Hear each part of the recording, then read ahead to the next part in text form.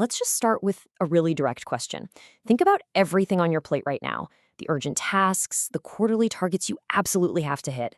Are those things actually sacrificing the long-term health of your business? It's a tension that pretty much every single leader feels every single day. So yeah, that's exactly what we're going to dive into. We're talking about mastering the long game. And we're going to explore how you can balance that intense pressure for today's results with the absolute necessity of building for tomorrow's growth. You know, the heart of this whole problem is something called the tyranny of the urgent. It's that constant nagging feeling that you have to deliver results now. And that pressure, that quarterly focus, it can so easily shove aside the very things that would build a real, lasting business. I mean, this phrase just says it all, doesn't it? We get so caught up in the sprint, in just running as fast as we can day to day, that we forget to lift our heads up and ask, wait, are we even running in the right direction? You gotta check the map every once in a while. And if you want a perfect, almost painful example of this, there's no better cautionary tale than the story of Blockbuster. This is the classic story of a company that actually saw the future coming, but got scared and blinked at the worst possible moment, all because of short-term pressure. What's so wild about this story is that Blockbuster's leadership, they knew what was happening. Their CEO, John Antioco, he had a really clear vision. He was like, okay, first, let's get rid of these late fees that everybody hates. Then, let's launch our own digital platform to go head-to-head with Netflix. He was ready to go all in on it. And we are talking about a massive investment, a $400 million hit to their short-term profits. This was not a small bet. This was a bold, strategic move to sacrifice today's earnings for a real shot at survival tomorrow. That takes some serious courage. But then, the tyranny of the urgent came knocking. An activist investor, Carl Icahn, came in and argued that they were spending way too much money on this unproven online thing and that they should just focus on squeezing profits out of their stores. And that short-term argument, it won. The CEO is out, those hated late fees came back, and their digital future was dead on arrival. And this quote, wow, it is the perfect metaphor for this kind of danger. Chasing those easy, short-term wins is exactly like eating junk food. It feels great in the moment, right? It satisfies that immediate craving. But that slow, steady diet of unhealthy choices, it leads to a failure that you just don't see coming until it's way too late. And here's the kicker. Blockbuster is not some rare exception. A McKinsey study found that a staggering 63% of executives admit they put off valuable long-term projects just so they don't miss their quarterly numbers. So this isn't a one-off mistake. It's practically the default setting for a lot of businesses. Okay, so that's the problem. How in the world do we fight back? Well, the antidote is to consciously develop a truly strategic mindset. It's about fundamentally changing how you make decisions, making sure that your actions today are always building towards that bigger vision for tomorrow.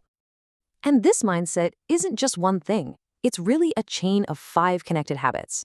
It starts with a deep, almost obsessive focus on your customer, and it flows all the way through to seeing change not as a threat, but as an opportunity. Each one of these builds on the last. Let's just double-click on that second point for a second, turning vision into results. This really comes down to 4 pillars. You need a clear strategy, a concrete plan to execute it, a team of people who are totally aligned with that plan, and, of course, the right technology to make it all happen. So how do you get your people aligned? Well, probably the most powerful way is to change what you reward them for. Look at this example from Jindal Steel. Before, they paid their leaders based on revenue and EBITDA, classic short-term metrics. But then they switched it up. They started focusing on things like a cash score and talent retention. And just like that, the focus shifted from short-term paper profits to long-term real value. But you have to remember, none of this works in a silo. You can have the best strategy in the entire world, but if you don't communicate your priorities over and over and over again, that strategy is just going to become another document full of empty promises. So this all sounds great, right? But let's be real. Who has the time and the mental space to do all this when you're putting out fires all day?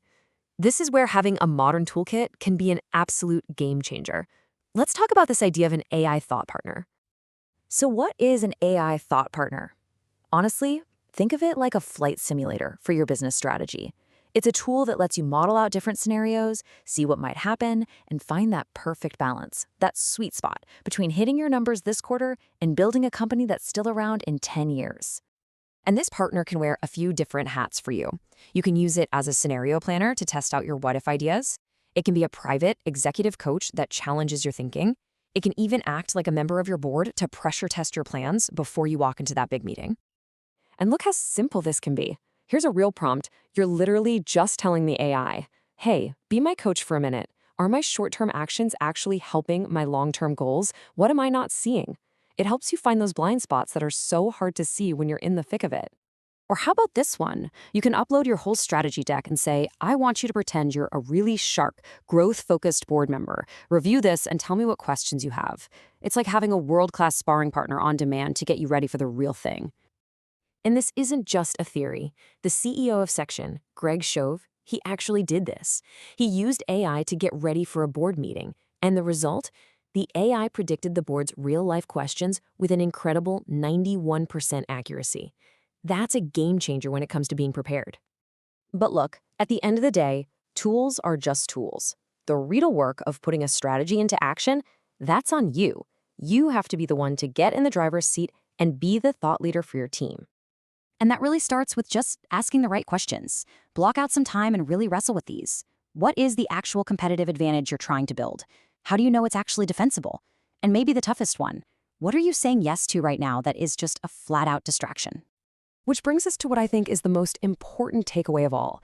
AI can enhance your thinking, but it doesn't replace it. It can be an incredible thought partner, an amazing analyst, a great coach, but you are the composer of the strategy. You're the thought leader who has to see the whole picture and guide everyone forward.